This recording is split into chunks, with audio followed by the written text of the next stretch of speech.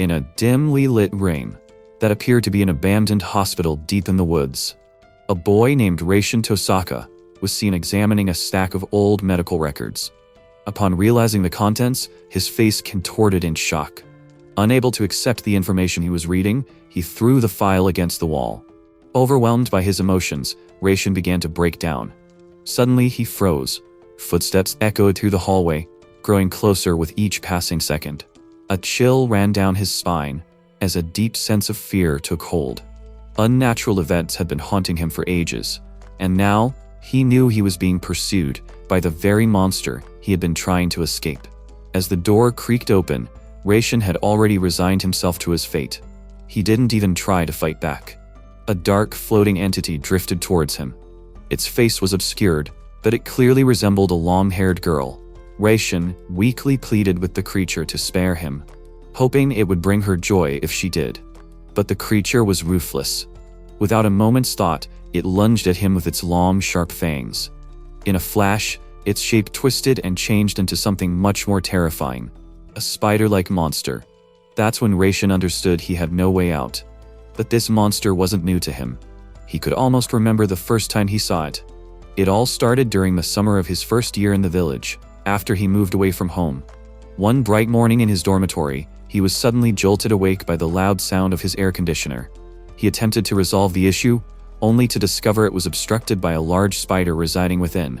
Given the early hour, he decided to freshen up and prepare for school first. As he prepared, his thoughts returned to the spider. Given its size, he was certain it could not have originated from the air conditioner. Nevertheless, with school on his mind and no time to address the matter, he dismissed the thought. As he turned on the news to receive updates on the recent disappearance of Professor Seigo Kusunoki from Washio University, he noticed something unusual. His bed was now a spider's web wonderland. He was dead set sure they hadn't been there the night before. The thought of a giant spider weaving all this, in just a few hours while he was asleep, was both amazing and a bit scary. With no time to lose, Reishin dashed out to school, even playfully waving goodbye to his new spider friend. At first, he thought the spider would just disappear on its own. But it didn't. The spider webs kept showing up every day. Slowly, he started to feel a mix of worry and curiosity. What kind of spider was this? He was really keen to find out, so he went through all the books and articles in the university library, but nothing came up. In the end, Reishin gave up. People usually get used to things they see a lot. Still, he was curious how long that would last. Days went by, and Reishin started to get used to the spiders sharing his flat. One evening, after work, he checked the news again. Another girl had disappeared in Tokyo. The headline said the missing schoolgirl lived pretty close to his flat. His thoughts were suddenly interrupted when his alarm rang. He had plans today, a date with his girlfriend. Reishin had been dating Kyoko for a month now, and felt it was finally time to take their relationship to the next level. As he packed his bag, something stopped him. Spider webs were hanging from the doorway, but he figured it was just a bit of a mishap and headed out, not noticing anything in the shadows that was watching him with a frown. After a quick drive, Reishin and Kyoko got to the aquarium. Seeing her smile made him genuinely happy. Kyoko, with her innocent charm, was amazed by everything around her. She even said it felt like they were at the bottom of the ocean since this place had always been one of her dreams to visit. The joy in her sparkling eyes was impossible to miss. Watching her, Reishin was perplexed by why someone like her was dating him. To be honest, he still could not believe it himself. Lost in thought, he barely noticed Kyoko speaking to him. She expressed concern for him and reminded him of a previous conversation in which he had mentioned wanting to discuss something important. Despite the rarity of their dates due to their busy schedules, she encouraged him to forget his worries and simply enjoy the day. He did. By nightfall, after dropping Kyoko off at the station, Reishin returned home. His heartfelt memories of their shared moments replayed in his mind. His happiness vanished as soon as he reached his apartment. The front door was completely covered in spiderweb, and he nearly tripped over them. His good mood was instantly lost. It appeared that the worst was yet to come. Initially, Reishin believed the spiderwebs were only covering his front door. However, upon entering his apartment, he froze. The entire space was completely covered in webs. This was an unprecedented level of infestation. What made it even more disturbing was the fact that this amount of webbing should have been impossible to create in a few hours. As he examined the webs more closely, he noticed something else. They were different. They felt unnatural. It was almost as if someone had lashed out in anger, leaving chaos in their wake. The webs conveyed that exact feeling. Then something even more terrifying caught his eye. Human hair. Risen was staring at it, completely taken aback. This was a big deal, and his mind started to race. He tried to tell himself everything was all right, that he was just overreacting. But, no matter how hard he tried to convince himself, he knew the truth. And since the windows were still shut tight, he was sure of one thing. The spider was still inside the flat. What really bothered him was the hair. Still, being alone in such a big place, he tried one last time to calm down. Perhaps the webs were simply dirty or resembled hair. Once Raishin had calmed down, he decided to sleep, hoping for a normal day the next. However, this hope was short-lived. As he was about to close his eyes, a cold breeze swept through his bedroom. Suddenly, a black silhouette resembling a girl appeared directly in front of him. Terrified, Raishin shouted, "Who is there?" A girl with long, silky black hair stepped forward. Her beauty was undeniable, and Raishin found himself completely captivated. Her striking red eyes held him in a way he had never experienced before. Before he could even think, the girl bent over him, her movements slow and deliberate. Without warning, she kissed his neck and licked it with her tongue. Raishin was completely stunned, struggling to understand what was happening. Seeing she was in school uniform, he tried to keep his cool, thinking she might be upset or lost, but that was a big mistake. Out of nowhere, she bit him with her fangs. The pain was so sharp, and he realized she was sucking his blood. He tried to scream, but nothing came out. Then, he felt something else, something entering his body. As he tried to push her away, she suddenly kissed him on the lips. His mind screamed to move, but his body wouldn't listen. It was like he had lost control.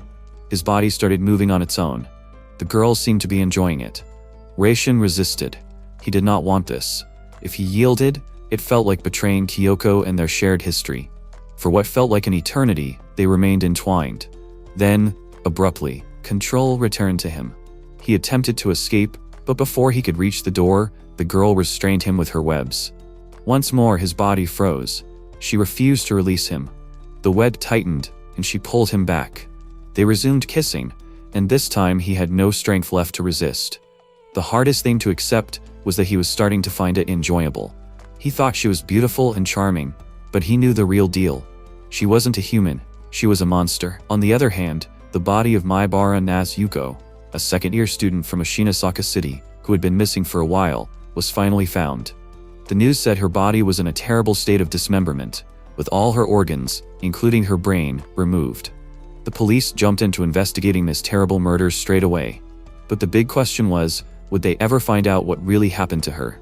For Raishin, though, that night was when the charming monster completely took hold. He was stuck, unable to move, fight, or save himself. The next day, Officer Daisuke Ono sat down with Yoshiaki Matsui, the department's top forensic expert, to go over the autopsy results. Sadly, even Matsui couldn't figure out what had happened. It was the first time he had ever seen a body in such a baffling state. Despite the investigators' best efforts, they couldn't figure out what the missing girl looked like before she disappeared. Most of her internal organs were missing, and parts of her bones had been removed.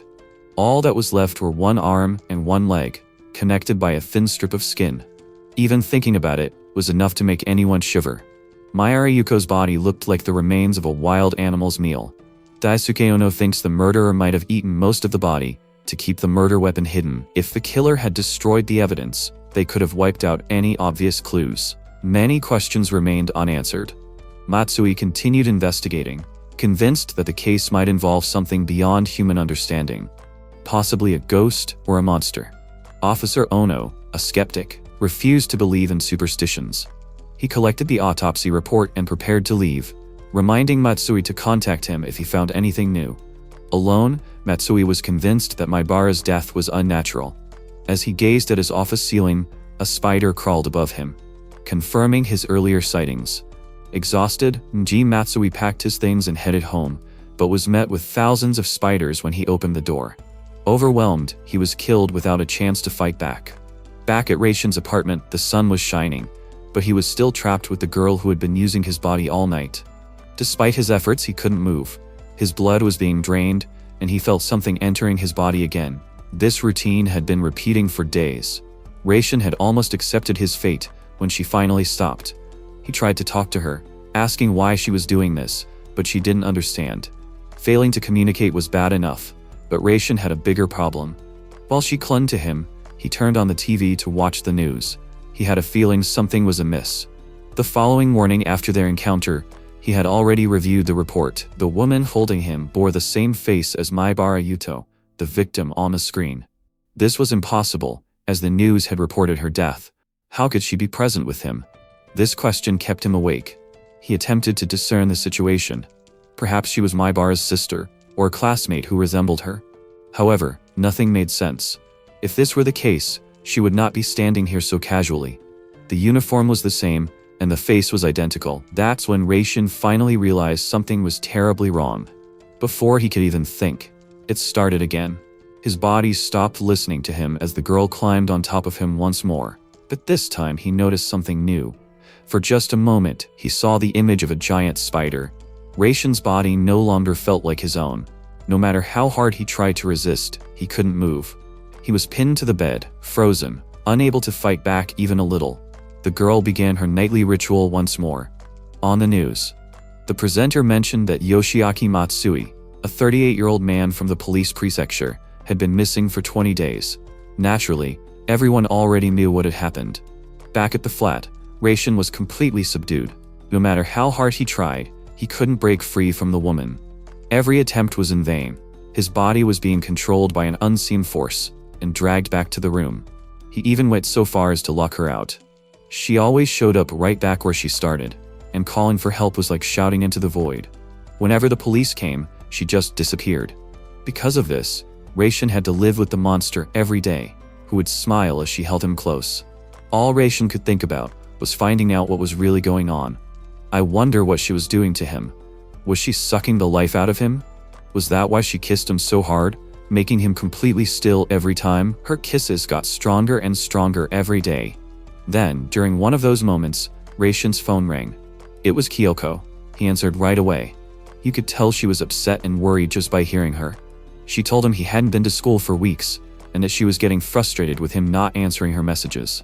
Raishin attempted to calm her, but she remained agitated. His friends were also concerned, and Kyoko's voice trembled as she spoke. He assured her he was fine, making excuses about feeling unwell and not wanting to cause worry. However, Kyoko rebuffed him, explaining that ignoring her only made matters worse. Hearing her upset because of him deeply hurt Raishin. Despite this, he had no choice, as he could not explain what was truly happening. Then the worst news came. Kyoko said she was nearby and wanted to visit him. She offered to stay the night and look after him. But her kindness only made things more risky. Raishin knew deep down that if Kyoko came into the flat, their relationship would end. As he tried to find another reason, the monster girl smiled softly. It felt like she thought this was the perfect chance to ruin them. Before he could stop her, it was already too late. Kyoko was right in front of his door. She entered the flat without hesitation and offered to cook him lunch. Knowing she would be staying the night, she mentioned she needed to change in his room. Raishin attempted to dissuade her, which only made Kyoko slightly wary. She asked him if there was anything in the room she should not see. After a pause, she playfully teased him with a flustered smile, suggesting he had been looking at something too closely. She told him she knew these things as a woman, but as his girlfriend, she still wanted to know how he felt. Before he could respond, Kyoko opened the door and ran inside. Raishin got scared and warned her it was dangerous, but there was nothing there. Later, while Kyoko was having a bath, Raishin stood still, wondering where the girl had gone. There was no silhouette or presence. He realized that the monster hid itself whenever someone else was around. Trying not to worry Kyoko, he forced himself to calm down. After her bath, Kyoko returned to find Raishin reading a journal about the recent serial murder cases in their area. She then shared some information she had heard about the case. Rumors circulated that the person apprehended was actually innocent, which had caused fear to spread through the town. Consequently, people were beginning to feel unsafe walking alone at night. Kyoko also mentioned another matter that troubled her. Knowing what she did, one of the victims was a schoolgirl. If that was the case, all the victim's internal organs had been taken out. That really shook Raishin. He couldn't believe it was even possible. The report said the body had already been eaten, which made no sense at all. To try and cheer things up, Kyoko suggested they should go to bed. But then, something unexpected happened. As they lay together, Kyoko's warmth filled the bed. Even though she looked so innocent, she was clearly excited to be lying next to him. She slowly pressed closer, and Reishin started to get more and more nervous. This would have been perfectly natural, but because of the monster, Reishin had to stay on his toes. When Kyoko attempted to advance the situation further, Reishin intervened. This was not out of a desire to prevent her, but because he recognized the consequences of allowing it to continue. At that moment, he sensed the monster's imminent arrival. Fearing for Kyoko's life, Reishin embraced her and implored the creature to cease its actions. Kyoko, unable to comprehend the situation, believed his reaction was directed at her. His desperate intervention caused the monster to vanish. The damage had already been done. Kyoko was deeply hurt and embarrassed. She quietly packed her belongings and prepared to leave. Reishin attempted to explain, but she was unable to look at him. She told him she needed time to clear her thoughts, and then admitted that perhaps he was right, that it was too early for them to go that far. She said she had simply rushed things. Reishin gave it another go to clear things up, but Kyoko was too embarrassed to keep talking. Still, before she left, she gave him a reassuring hug. She told him not to feel bad and hoped he wouldn't start to dislike her. She even admitted that she loved him. Reishin reciprocated her feelings, hugging her tightly as she stepped out the door. Even though the day didn't go as they had hoped, Kyoko forced a smile and walked away. As soon as she left, Reishin was alone again in his dark apartment, feeling guilty. Before he could comprehend the situation, the monster girl reappeared. As anticipated, she inflicted upon him the same treatment he had refused to give to Kyoko. On her return home, Kyoko felt a sense of relief, knowing that Reishin did not harbor ill will towards her. Nevertheless, following the incident, she resolved to be more cautious in her actions from that point forward. Late at night, as she walked through the quiet streets, she suddenly felt something wrap around her wrist, a spider web. She quickly dismissed the feeling, attributing it to a lingering residue from Reishin's flat. However, an unsettling sensation persisted, as if someone or something was observing her. Recalling the recent disappearances, she hurried home unaware of the impending danger. Reishin was always alone, and it appeared this would remain the case. Long ago, during his secondary school years, a traumatic event had occurred to him that profoundly shaped his character. At that time, a man named Akutsu Jr. attempted to befriend him. Reflecting on his past, Reishin realized Akutsu had been a far greater assistance than he had anticipated. However, with the sudden appearance of the formidable girl and her subsequent disruption of his life, Reishin began to question the cruelty of the world. Weeks had passed since her arrival, and he was growing increasingly irritated by her persistent behavior. For the first time in a long time, he told her to keep her distance, if only for a moment. Her only response was a morning embrace. Despite his attempts to communicate, she remained dissatisfied.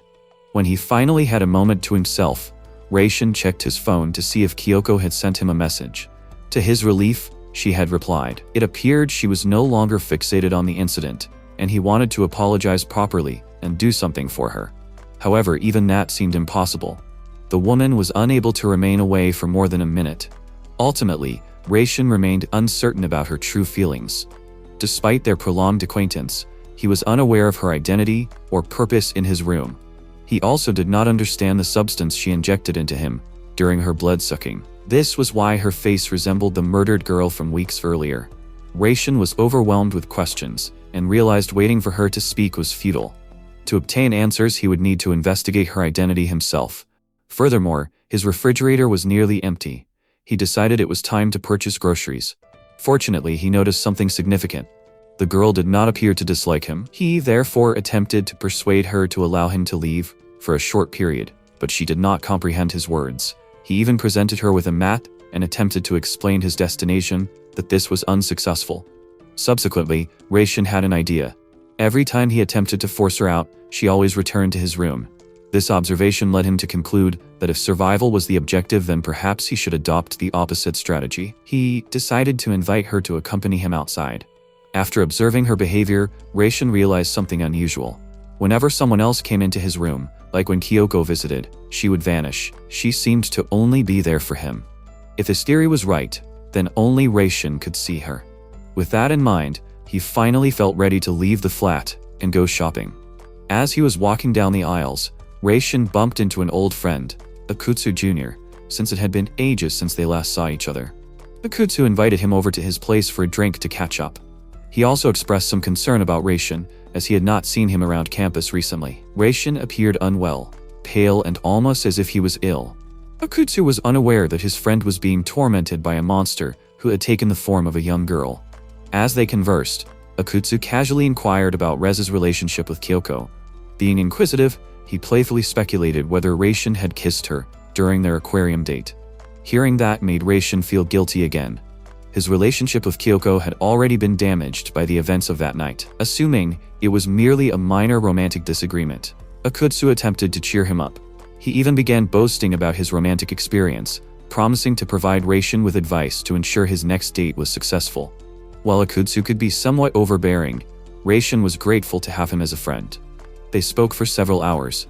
Eventually, Akutsu noticed they were out of cigarettes and offered to purchase more. If you enjoy my videos, please subscribe to the channel. Your support is greatly appreciated. Returning to the video, while Reishin was absent, he stepped onto the balcony to enjoy the fresh air. The cold night breeze enveloped him. Nearby, Akutsu's neighbor was playing the guitar, filling the background with soft music. As he listened, Reishin recalled the monster girl and realized she might not reveal herself in crowded places. The thought that she could transform into a spider and follow him anywhere sent a shiver down his spine. What if he was stuck with her forever? For now, he held on to a sliver of hope. Perhaps as long as he was with others, the monster wouldn't show up. That was the best he could hope for. Just as his heart started to settle, something strange happened. A spider popped up out of nowhere. This time, it was heading straight for Akutsu Jr., Reishin's neighbor. Before Reishin could react, Akutsu Jr. showed up, bringing them some moose cigarettes. However, Reishin was dismayed to discover a spider web clinging to Akutsu Jr.'s shoulder. He realized that no matter what he did, the monster would not disappear. Concerned that his friend might be drawn into this nightmare, Reishin inquired as to the origin of the web. Akutsu explained that he had taken a shortcut on his way over and become ensnared in it. Reishin attempted to calm himself. Spiders did not frighten him, except for one girl. He told himself everything would be fine. However, his body betrayed him. Soon the situation spiraled out of control. Reishin found himself outside his apartment, confronted with a horrifying scene. Dead bodies were scattered everywhere. Some were missing legs, others were crushed. The most disturbing sight was a body wrapped entirely in spiderweb. His own. Reishin's nightmare reached its peak, and he awoke suddenly. It had been just a dream. After drinking a lot the night before, both Akutsu Jr. and Reishin had passed out. But the monster girl was still doing her usual thing with Reishin. Now as she sucked his blood on the balcony, Akutsu Jr. woke up, a bit confused, and asked Reishin what was happening. But Reishin was already lost in despair, desperately trying to escape the monster. Akutsu couldn't explain what was going on, so he didn't understand the situation and tried to calm him down. Panic gripped Reishin. To make matters worse, the monster girl had begun to speak. Knowing the danger, Reishin decided he had to leave immediately. When Akutsu inquired about the situation, he simply stated that an urgent matter had arisen, and ran. He realized that staying with others would not resolve the problem. As he rushed home, he considered staying away from Kyoko too. He did not want to endanger his friends or loved ones. This was a deadly threat. As Reishin passed by the playground, his fears were confirmed. The neighbor who had been singing earlier lay dead, tied, and hanging from the playground grills. Part of his internal organs had been removed, just as in the other murder. Everything was beginning to make sense. Reishin's stomach churned. He recalled a case involving a high school girl whose internal organs had been removed. In that moment, he finally figured out who was really behind the mysterious murders. Realizing things were getting out of hand, Reishin thought it best to talk to his uncle Daki, who was a police officer. During dinner, Daki made hot pot for them, hoping to ease the conversation. As soon as Reishin asked about what had been happening in town, Daki's face fell. He looked so down. The chances of catching this serial killer are getting slimmer, Taki admitted. And to top it off, the chief is scolding me for putting myself in danger out there. The forensics team isn't much of a help either. For a moment, even the hot pot seemed less appealing, overshadowed by the grim reality of the murders. Daki then looked at Reishin and wondered why his nephew was so drawn to these cases. Despite his determination, Reishin decided to share his knowledge with him. He had learned of 6 victims. The first was an honorary member of the Okada Shingo 37 construction company. The cause of death appeared to involve an industrial machine and was therefore not widely discussed at first. The second victim was Maibara Yuko, age 17. A few days before her body was found, the police had received a missing person report. The report noted that all her internal organs had been removed, but the description barely conveyed the horror. Her body appeared to have been subjected to a grotesque ritual. Daki also found the case rather strange. The forensic experts thought the injuries were so unusual that they might have been caused by something supernatural or monstrous. The third victim had their hands and feet cut off and then placed in a university atrium. The fourth victim's limbs were arranged as if for some kind of ritual, and the torso was holding its severed head. The fifth victim's body was cut open and spread out on the road, seemingly without a care for how it looked. And then came the sixth victim. After hearing these awful stories, Raishin wondered if it was possible that all the murders were committed by the same person. Daki paused and then pointed out a rather unsettling link. Beginning with Maibara, all the victims had a similar pattern. Internal organs were taken out. In fact, 4 of the victims had their brains removed. The third victim's stomach was also missing. The fourth victim had their liver taken out. The fifth victim was missing a lung and kidneys. Even with all this, no one could figure out why the killer did it. Was it a crazy person, someone with a strange obsession with organs, or something else entirely? Daki was pretty sure that no matter what others thought, these crimes couldn't be blamed on a ghost or monster. But Raishin already knew the real deal. These murders weren't committed by a human. It was something else, something that pretended to be human. Raishin understood this. As soon as Daki arrived, the monster would disappear and hide somewhere. Or maybe there was more to the story than he could yet grasp. To keep things under wraps, Raishin kept his knowledge to himself. He knew his uncle wouldn't believe him so easily. As they started eating, Daki got a call. Another victim had been found, the 7th one. Seeing his uncle leave, Raishin felt a twinge of guilt. He felt bad for him. Even though he couldn't say anything about the murders, he was sure the monster was behind them. Raishin went to his bedroom. Just as he expected, the monster girl was waiting for him. She hugged him, and he wondered where she had been before arriving. When the neighbor was killed, the news had already reported the 7th victim. But Raishin couldn't find any sign of the monster. Was it just a coincidence, or was he overthinking things? There was no proof to tell. Raishin was uncertain of her actions, but was resolute in her determination to stop her lover if she ever harmed someone he cared about. Despite this, she continued to return to him. Her movements became increasingly intense, and Raishin felt increasingly uncomfortable. He felt hopeless. The way she manipulated him, mimicking the actions of lovers, was unbearable. The most distressing aspect was that he had not engaged in this behavior with Kyoko, his actual girlfriend. This only made things worse. But no matter what he tried, he just couldn't help himself with her. He was shaking with fear and anger, but she was shaking with pure joy. In the university, Kyoko and Junior managed to meet in the same class. Since this was their only chance to talk, Junior jumped at the chance to ask Kyoko about Raishin. While working on a painting, Junior informed Kyoko that he had recently met Raishin and invited him to his apartment for a drink. However, the subsequent events were shocking.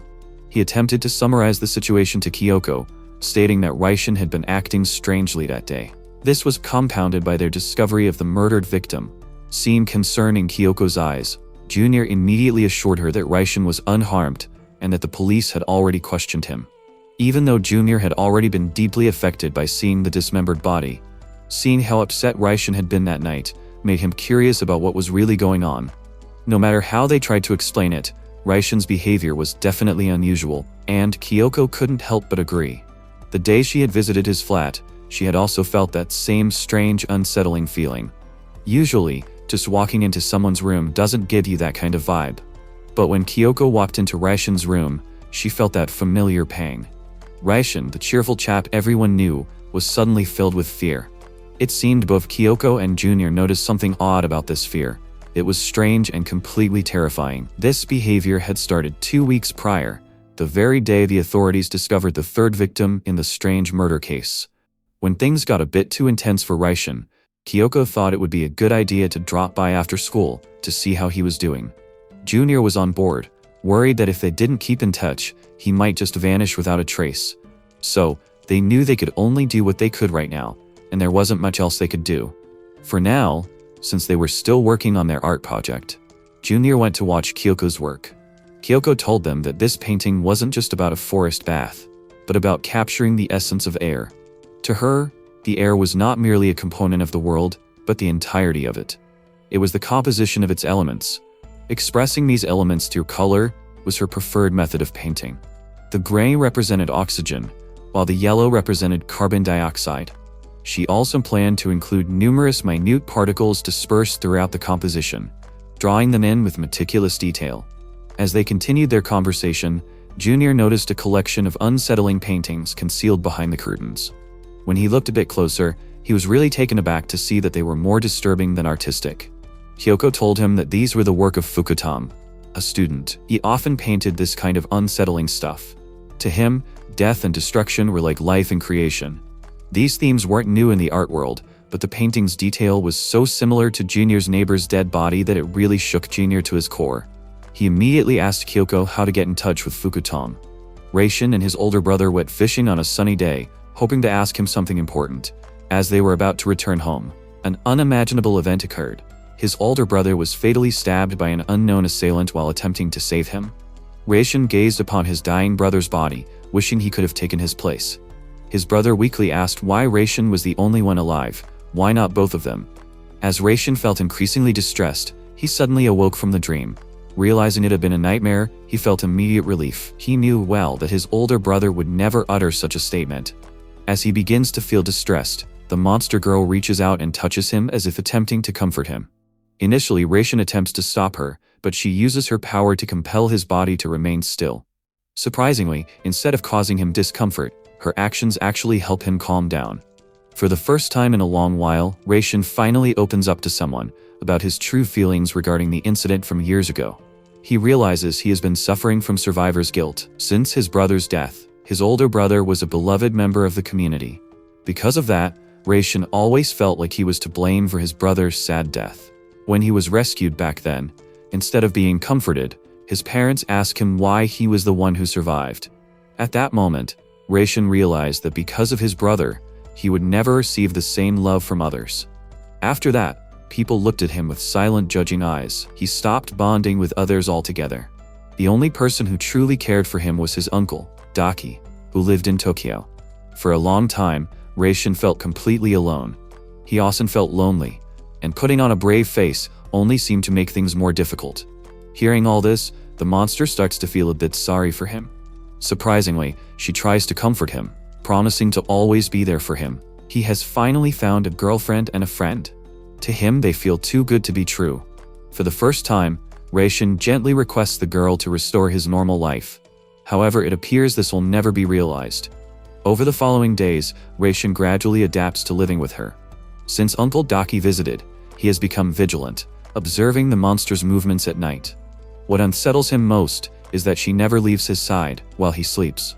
Occasionally, she disappears for hours. Shortly after, the bodies of new victims from the unusual murder cases are discovered. The third case occurred immediately after Kyoko visited his apartment. The other incidents occurred while Reishin was absent. Although his theory is still developing, a pattern is emerging. Since he began observing her 5 days ago, he remains cautious and discreet. Despite his close monitoring, there are no discernible signs to follow. It appears she simply enjoys teasing him throughout the night. Observing her face, Reishin reminds himself that she is not the real Maibara. If this creature truly killed her and consumed her organs, then human blood alone may not be her sole source of sustenance. Her actions towards him are rather odd and puzzling. Reishin can't help but wonder why she hasn't taken him out yet. Especially if she really needs humans to live, he becomes even more vigilant. If another victim shows up soon, her guilt will be plain to see. Even though Reishin is tempted to turn her in, he knows she would disappear in a heartbeat. That's why he decides to go along with her for now. Once he has solid proof, he plans to handle things himself. One night, he pins her down on the bed. For the first time, Reishin is in control.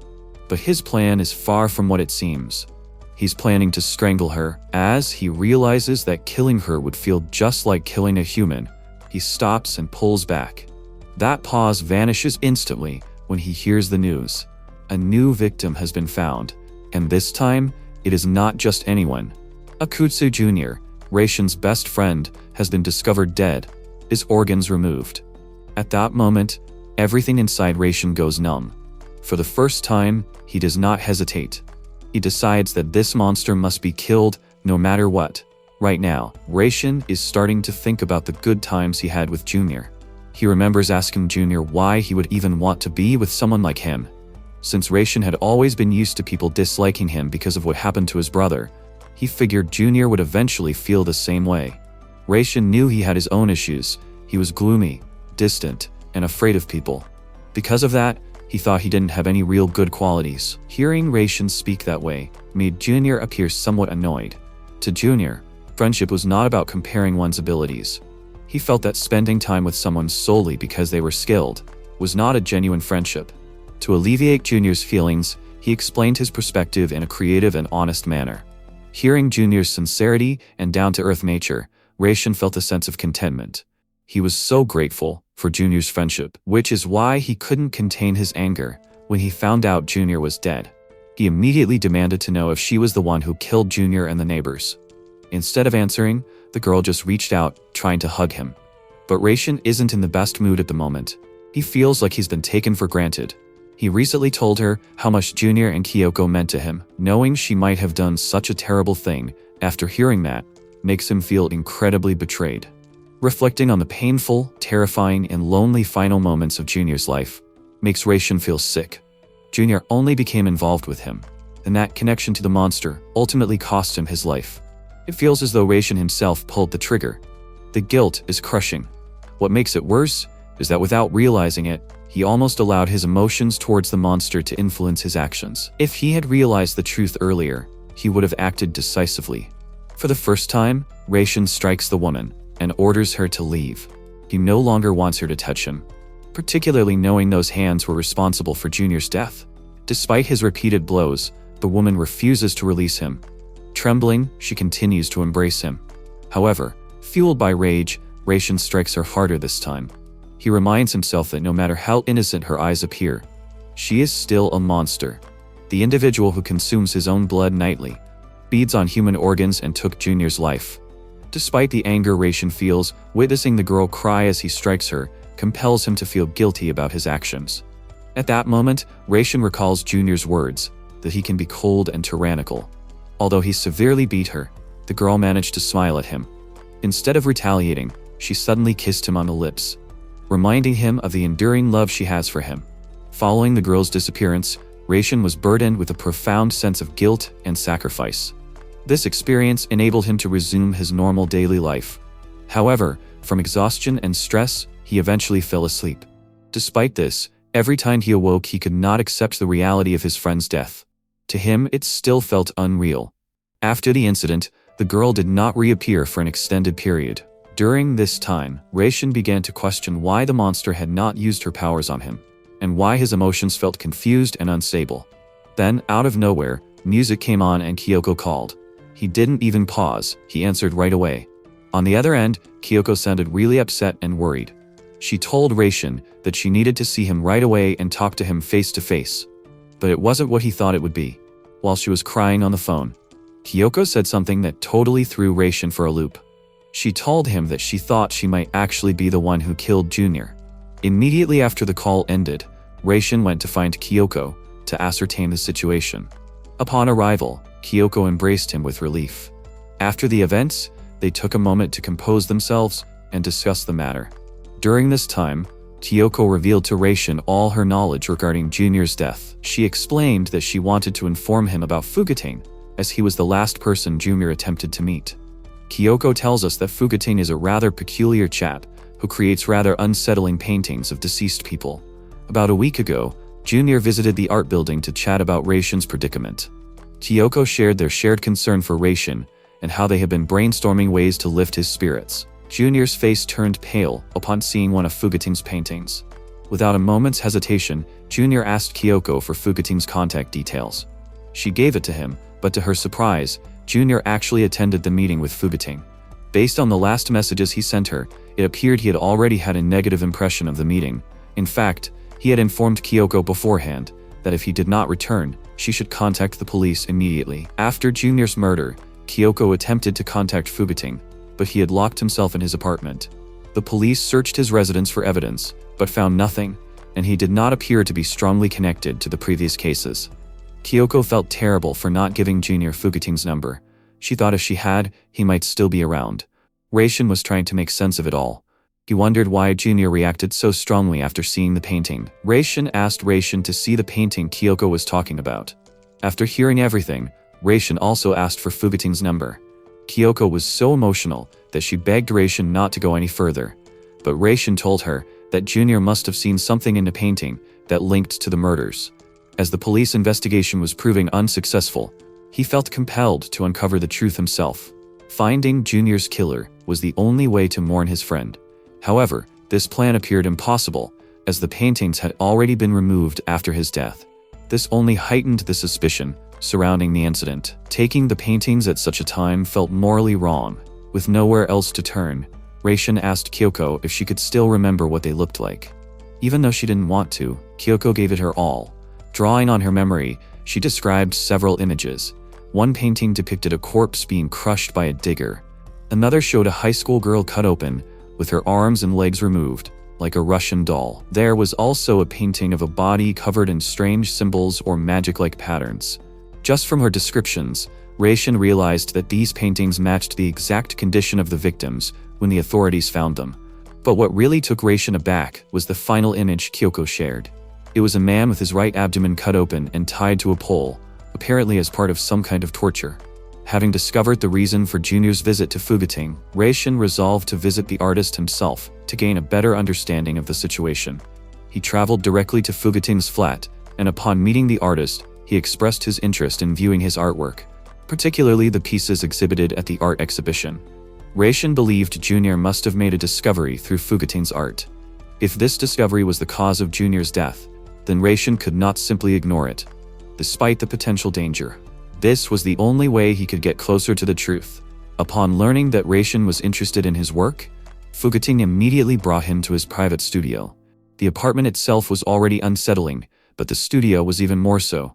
Once inside, Reishin was shocked by the atmosphere. The two men sat down to talk. Fugating began explaining that life and death are like two sides of the same coin, two parallel lines that can never cross. He claimed neither could ever replace the other. Reishin slowly grew impatient. Fugating had repeatedly delivered the same speech. From the outset, he avoided direct questions, and instead rambled enthusiastically about art.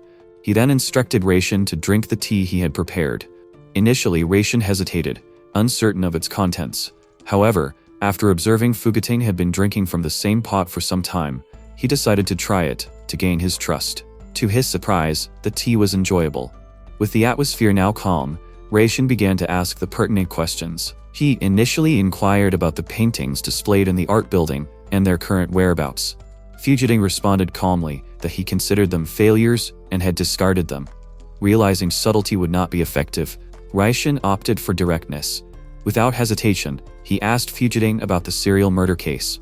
The moment he mentioned it, Fugating's expression changed. Reishin continued explaining that the paintings bore a striking resemblance to the crime scenes, and inquired if Fugating had any knowledge of the murders. Fugating then asked if Reishin had truly examined his paintings. It was evident that Reishin had never shown genuine interest in his work. Understanding this, Reishin admitted that he had never studied the paintings. He then confessed that his interest in Fugating's art was a fabrication. The true reason Reishin had come here was to determine if Fugating had any connection to the murder cases. He also wanted to inquire about the man who visited him and subsequently died the following day. Junior Fugating found Reishin intriguing, as few people are willing to admit to being dishonest. What surprised him further was that Reishin was openly accusing him of murder. Although Reishin had never seen the paintings himself, every detail Kyoko described matched the victims precisely. What truly captivated Fugating was the fact that Reishin possessed such knowledge. When he inquired how he knew so much, Reishin admitted that he was the one who had discovered the fifth case. Regarding the other cases, he learned about them from his uncle Diki. This was why he was more informed about the murders than most people in town. This knowledge made Fugating uneasy, as the paintings matched precisely what Reishin had seen at the crime scene. In reality, the case Reishin witnessed was the sixth one. He had only mentioned the fifth to observe Fugating's reaction and whether he would make a mistake. Fugiting said that the paintings were a way to show how art can deal with death. He didn't think they were anything special and just painted them because he felt like it. That's why they looked like the murder cases. But Raishin wasn't sure. He then asked, "What about the third case?" Fugiting explained that it showed how hopeless someone feels after losing all 4 limbs. At that point, they might even want to live more. Fugiting kept running for the 4th case. He said he got his ideas from Leonardo da Vinci and thought he could show feelings really well by using the human body's shape. He said all the similarities were just in his head and had nothing to do with the murders. But Raishin wasn't convinced. He pointed out that the 5th case he saw looked just like one of Fugiting's paintings.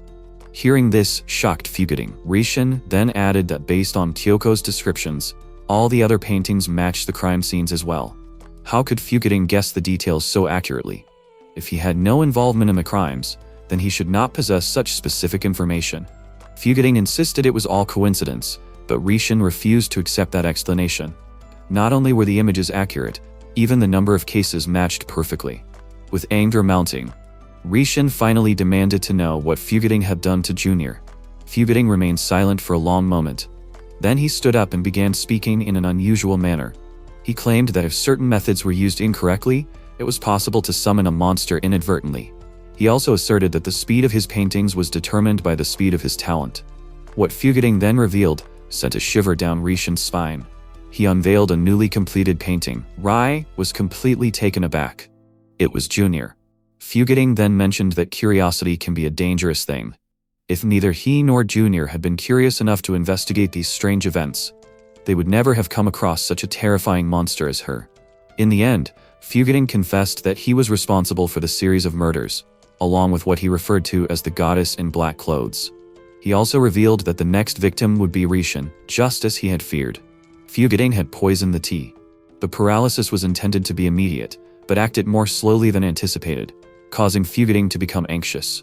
However, now that Raishin was unable to move, the pleasure of art could resume. Fugiting mocked him, describing Junior's body as perfect and unblemished. It had not been overused. He was a professional athlete, with strong muscles and a well-built physique. At that moment, Fugiting resolved to strip Junior of his skin. He managed to capture Junior, gag him, and tie him up. Usually, Fugiting would not have been able to overpower him, but these were not normal situations. He had to think differently. Raishin had noticed earlier that Fugiting used a small milk carton to carry out his plan. The carton was designed to be easily opened and resealed. Inside was milk mixed with anesthetics. Neither Raishin nor Junior realized they had poisoned themselves. Fugiting distinctly recalled Junior instructing him to turn himself in, but he never considered it. Before choosing the path of art, Fugiting had aspired to become a doctor. He had attended science lectures and gained extensive knowledge of the human body. With this understanding, he transformed anatomy into art. Junior's work became one of his most remarkable creations. The agony on Junior's face as he peeled his skin filled Fugiting with a strange joy. The sight of blood was beautiful to him. Fugiting's mood was always changing. Since he was born, he had been questioning life itself. Why do organisms move? Where does the human soul go? These thoughts led him to his first victims: animals, insects, frogs, snakes, and fish.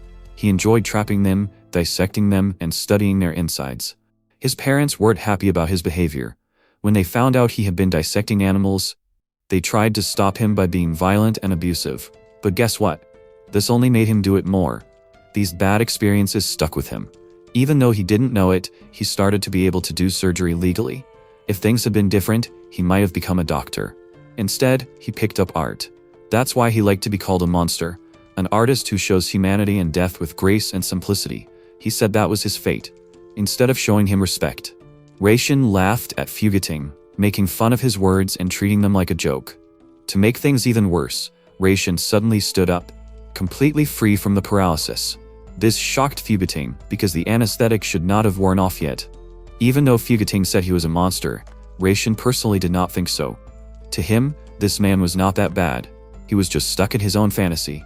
Instead of calling him a monster or an artist, the word that best described him was a murderer. Even though things weren't going his way, Fugiting still believed he could take Raishin down. But before he could act, the doorbell rang. Fugiting froze, wondering who it could be. To his horror, it was the police. Reishin had contacted Kyoko before coming here, and everything Fugiting said had already been recorded and heard by the authorities. At that moment, Fugiting began screaming, desperately, asking for help, and shouting about the entity he was seeing. Now, completely broken, he was helpless. As the police were handcuffing him, Fugiting wondered why the goddess in black clothes had left him. He kept offering sacrifices, but she never came to his aid. 3 days had passed since Schwacher Tattoo, also known as Fugiting, was arrested. Reishin went to Kyoko's room after she invited him. Following the incident, his uncle had beaten him, and he returned home shaken. On the morning of the second day, Reishin received numerous calls and messages from Kyoko. Despite her assistance, he had not met her until now. Reishin comforted her and assured her that the situation was finally resolved. Junior could now rest in peace. Despite the Fugiting being locked away, Reishin could not stop thinking about the goddess in black. He wondered if she was the same woman he had seen before, and if there was a connection between the Fugiting and the monster. For now, he chose not to dwell on it, and instead enjoyed the moment with Kyoko. Since they had not spoken like this for a long time, Kyoko decided to cook lunch for him. They teased each other and conversed for hours. Eventually, Kyoko asked if he would like to turn on the television. To everyone's shock, a breaking news report came through. The newsreader shared that Schwacher Tattoo, also known as Fugiting, the suspect recently caught in the serial murder cases, had passed away while in police custody. Reishin and Kyoko were both taken aback. The news said the police were looking into whether it was self-harm. In the end, it seemed Fugiting had offered himself to art, even in death. Even so, Reishin was still scratching his head trying to understand why things had turned out this way. Kyoko looked a bit down, explaining that some artists exist in worlds that others can't relate to, while others live in places that ordinary people can't even begin to comprehend. Reishin was still struggling to grasp it. Even though Fugiting didn't seem to regret anything, Reishin couldn't fathom that dying would bring him any joy, since everything had already happened, and it no longer felt like it mattered to dwell on it. Reishin didn't want to try and understand Fugiting's thoughts, but he was certain they were connected to that woman. Even though he was eager to know more about the goddess in black, he felt she wasn't really involved in this case. Once the criminal was apprehended, Fugiting's body was returned to his family for a proper burial. Reishin was planning to be there for Junior's funeral, as a final goodbye. Even though Junior passed away, Reishin was relieved to get back to a normal life. No more monsters or murders, just peace. But he couldn't shake the feeling that things would never be the same. Seeing how upset he was, Kyoko tried to comfort him and tell him everything would be alright. Just as Reishin thought things were finally calming down, something strange happened. Kyoko started saying strange things, telling him she wouldn't go to Junior's funeral. Reishin thought he was still handling Fugiting's case. He reassured her that it was not her fault. But what she said next made him shiver. She claimed that Fugiting's case was not really connected to her. The truth was that Junior would have been furious to see her at his funeral, because she was the one who took out his organs. At that moment, Reishin understood that things were not finished yet.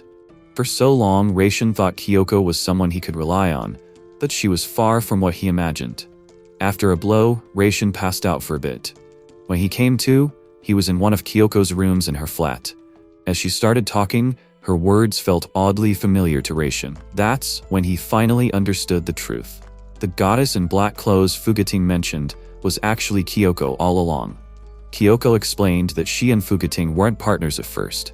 She approached him out of curiosity and personal interest. Fugiting listened attentively to her, even when it affected his art. Reishin became angry and demanded an explanation. Kyoko explained that her art required completeness, and she showed him her long-awaited artwork. This was the very same painting Junior had seen before he passed away. It was Kyoko's lifelong project, a stunning depiction of a lake painted entirely in red and purple. The choice of colors was deliberate. The painting explored the theme of humanity, and since Reishin couldn't quite grasp the message, Kyoko decided to clarify. She likened a boat gently bobbing on a lake to a human life, suggesting that the boat and the lake surface coexist in perfect harmony. Unlike a river, a lake lacks a current, so the boat might head towards the shore, drift aimlessly, or slowly sink into the depths. As the boat follows its course, the forest sky and sun silently observe. In essence, the painting captures a human life. However, Kyoko felt that would be rather dull. That is why she opted for a more imaginative medium to depict humanity. Kyoko then shared the shocking truth. She had used the internal organs she and the fugitives had gathered from their victims. To get Ration's attention, she casually opened a drawer and showed him intestines, as if they were just any old thing. She even went so far as to describe in detail how skilled fugitives were at peeling Junior's skin. In her eyes, even a medical school graduate would find that kind of skill rare. What made her happiest was the moment Junior finally saw her artwork. His shocked expression amused her so much that she wished she could relive it again. However, she found his screams as she worked most enjoyable. This really upset Ration, and he couldn't even look at Kyoko anymore. Kyoko then moved closer and told him to look straight at her. It seems she really wanted him to see her creative process. At that moment, the only question Ration had was why. Why did everything turn out this way? For the first time in his life, he had been truly happy. But then he realized that all the memories he had shared with Kyoko were just lies, and that completely shattered him. For so long, he thought Spider-Woman was behind the murders, but when he found out the woman he adored was the real one, it made everything even more painful. Kyoko told RY that he was mistaken because during Junior's event, he was also in on the crime. As she pulled him from his neck, she then approached him and requested that he repeat his assertion that she was lying. As he looked at the Junior's organs on the plate, he complied. She then smiled and said it must be wonderful to be at one with his friend in the stomach. After holding Junior, she walked towards the juicer and told him it was time to say goodbye. He was taken aback by what she said. She reminded him that she had mentioned before that this painting, the meat pie, all used a special ingredient. He tried to stop her, but she just ignored him and asked if he had said goodbye to Junior. Then she started the juicer while saying goodbye to Junior. He begged her to stop, but nothing could make her do it as she pressed the button. He thought this was enough. Looking down at himself being tied to a chair. He didn't care who it was, but he just wanted someone to rescue him. That is when a girl was seen leaping from one roof to another. As Kyoko mixed different colors on a palette, she glanced back at Rai and asked if he was looking carefully. She then mentioned that she had also spoken with Junior previously, as she was a firm believer in using organic materials in her art. She further explained that the painting portrayed the logic of humanity and life. At the same time, she represented them as she used them as paint. She then pointed to different points and explained that at this point she used stomach, liver, and pancreas. It was true that juice from crushed organs didn't have color on its own, so she also used painting to cover it up again. If you just looked at it, it would seem like a normal painting, but it actually contained humanity. And then she asked him, "That wasn't this incredible, was it? And didn't it make him shiver, right?" She was thinking about the organs taken from all the murders. So those were the offerings of Todo to Kyoko. Did it have any relation to her, or was the person who murdered her Kyoko? He then heard Kyoko calling his name, as he was lost in thought. He asked her why she had killed Junior, as all the other victims had no connection to them. Why was Junior her target this time? Even if she claimed it was because she was almost caught, killing the person might have put her in danger. She told him it was because the timing was just right. Then with a sly smile, she whispered that it was because she suddenly thought of something more thrilling. Kyoko Yashimiro began to share her story, telling him how her friends admired her, how good a girl she was, and how her parents instilled in her strong values. She always behaved impeccably and acted so maturely for her age. She exuded an aura of academic excellence and was exceptionally gentle and kind. However, Kyoko found these accolades to be grating and was weary of them. She resented ordinary people who were perceived as having different personalities for each individual they interacted with. She could not conceive of a life devoid of purpose and routine. Her parents frequently referred to her as a good girl and expressed their pride in her, leading her to believe that this was the sole focus of their thoughts. Despite her efforts, Kyoko Yashimiro remained trapped in her circumstances. She believed that attending college and leaving town would transform her. However, no matter where she went, Kyoko, the model citizen, remained unchanged. She pondered how different her life would be if she had a boyfriend. At that moment, she observed him as he collided with another person, and his belongings fell to the ground. When she looked at him, his eyes were the darkest she had ever seen. She thought despair shone through them so fairy-like bleakly that she wanted to know more. As she handed him his papers from the ground and asked which grade he was in, she discovered they were in the same one. She then introduced herself, explaining that she was from the art department, and asked him to take care of her. That is how they became closer and eventually lovers. But once they began dating, the darkness in his eyes vanished. He started smiling and looking happy, and eventually became just another ordinary, boring person. That's when she started to feel bored. She craved something alive, something that a good girl like Kyoko could never experience. At that moment, she encountered a man in the midst of a violent scene. He explained that he was attempting to capture the composition of a skull crushed by heavy machinery.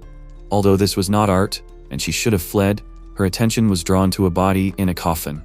It was distinctly different from her relative's body she had seen at the funeral. The scene was reminiscent of a television program or novel. Observing the mutilated corpse in such a manner, she feared that the killer would silence her as well. She found the situation highly unusual.